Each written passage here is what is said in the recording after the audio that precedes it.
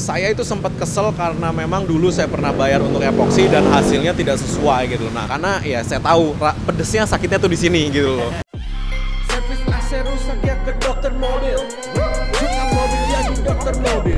Buset ya. Bensin boros ya ke Pasti dokter beres. mobil. Dana di mobilnya kagak pakai labil.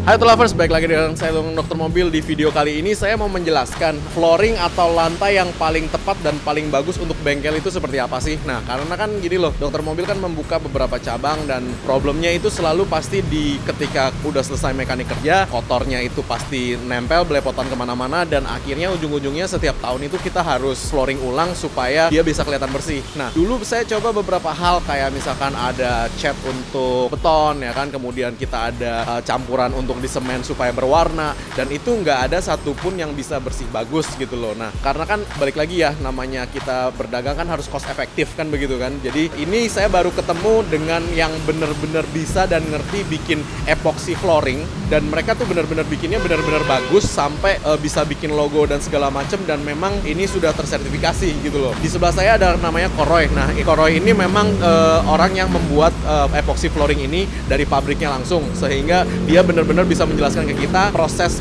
buat epoksi itu seperti apa, epoksi abal-abal itu seperti apa, dan kelebihannya itu apa sih. Nah, Koh, bisa diceritain nggak Koh, bikin epoksi flooring yang bener itu seperti apa sih caranya? Jadi begini, epoksi itu adalah lapisan lantai beton. Untuk fungsi utamanya adalah untuk melindungi lapisan lantai pertama. Kedua, dengan epoksi, dengan cost efisiensi yang sangat bisa didapat sama owner atau pengusaha seperti Kolonglong, untuk kebersihan dan maintenance-nya, perawatan dari Kolonglong bilang, apalagi untuk bengkel ya gue ya.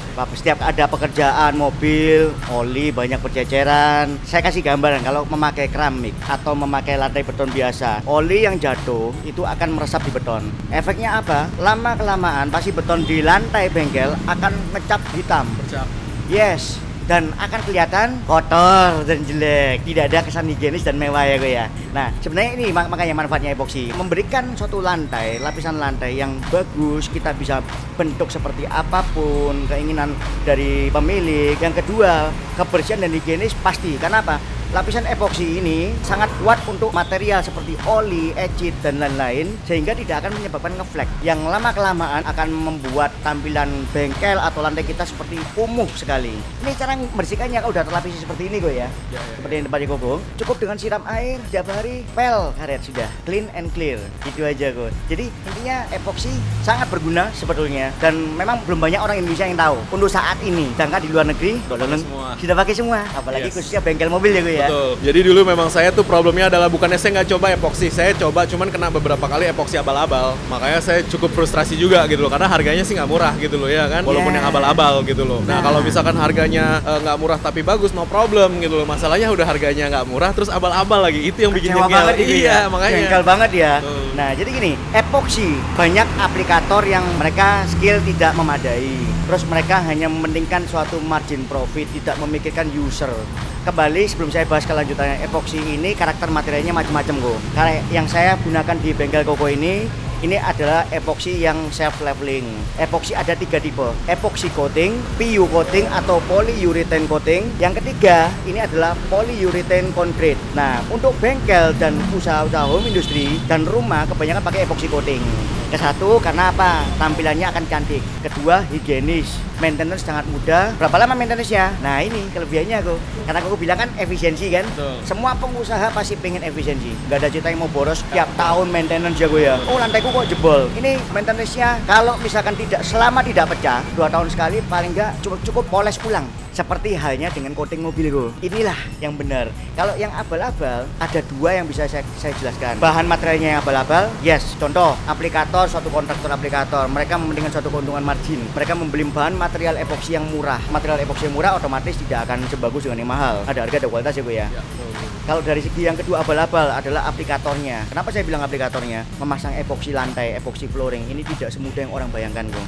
Kelihatannya gampang ya, kayak lantai dicat beton ya gue ya. No, tidak seperti itu. Karena apa? Epoksi adalah suatu cairan chemical di mana ada formulasinya. Ada tahapan-tahapan pekerjaannya. Kayak saya mengerjakan tempat Koko ini, kenapa agak lama? Kalau yang abal-abal pasti 2-3 hari jadi kok. Karena apa? Mereka langsung primer, gelar, selesai. Dan kalau kita tidak, kita perhatikan betul. Khusus di tempatnya Koko ini kan awalnya paving ya gue ya? Ya, betul. Awalnya paving, saya rombak, jadi saya beton ulang. Kenapa kok harus beton? Epoksi tidak akan bisa menempel pada paving. Dan karakter paving itu pasti akan bergerak kok. Pecah, malah akan membuat bumerang, cost maintenance-nya lebih banyak. Itu tahapan yang perlu diketahui untuk aplikator yang mengerti. Di luar pasti banyak kok aplikator yang berkualitas, cuman banyakan yang tidak berkualitas, yang tidak mengikuti SOP, prosedur pemasangan. Yang abal-abal ya karena itu, karena orang-orang sudah harganya tidak murah gue ya. Pokoknya waktu masang yang di salah satu order deh gue ya, mahal, jadinya jelek, tidak mulus cantik seperti ini gue ya, berbindil-bindil, kayak pecah, retak-retak. Itu karena komposisi materialnya saya lihat tidak sesuai. Kedua, cara pengaplikasinya juga salah. Cara pengaplikasian epoksi yang benar adalah pertama kita harus, kalau lantai sudah beton, kita grinding dulu. Grinding itu mengasari lantai beton, permukaan beton untuk landasan dari epoksi. Setelah grinding, kita baru bisa mulai tahap cutting atau lanjut ke primer, atau yang kita bahas adalah scratch coating. Scratch coating ini adalah lapisan dasar supaya apa? Untuk landasan, untuk body coat dan lapisan finishing. Nah, materialnya banyak, lapisan primer sendiri kok, lapisan body coat sendiri, setelah primer body coat baru finishing. Itu nanti akan tercipta seperti minyak Koko ini, bagus dan kuat.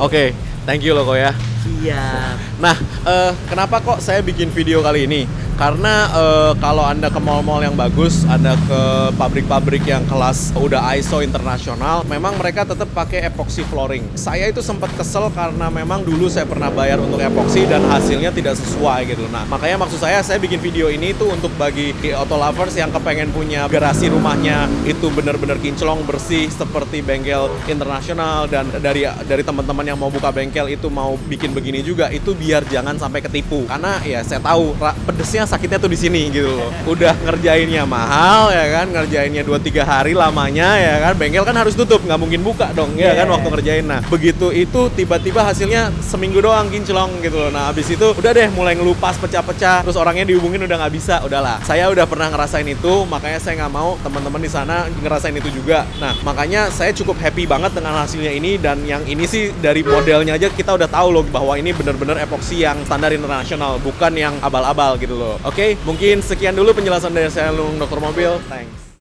Jangan lupa subscribe, like, dan komen di YouTube kami. Thanks.